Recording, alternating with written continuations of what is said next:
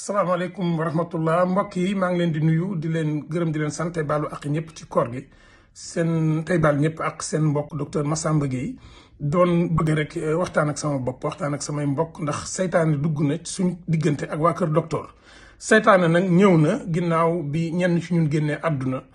ci loo xam ne dañoo jàpp ne dañ ñoo sàggane waa kër docteur nag am nun taxawee ñu ne ñu bëgg am nun taxawee noonoo bëgg a dugg suñ diggante te noonoo bi jaru ko. li nga xam ne moom lañ bëgg mooy rek ngeen faj ñu faj goo xam ne day ànd ak yërmande ak yët ak yiw ñu nit ñu ñëw di faju te jox leen cër bi ngeen moom.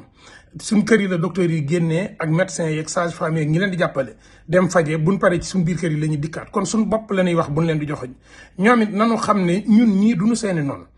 li nu bëgg mooy kenn ku ne ci ñun bu indee wopp ñu bañ koo teg wopp bi bañ koo yëg loola rek mooy wax ji. xam ngeen li ñu joxoñ ci seen biir lu ca rafet ngeen téye lu ca rafetul ngeen génne xam ngeen li nu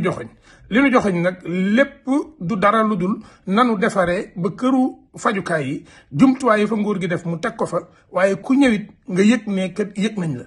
duñu ay noon. te bu ma sañoon nag ñi ci man dara fekk si ma ñu dem seeti kuréel yi nga xam ne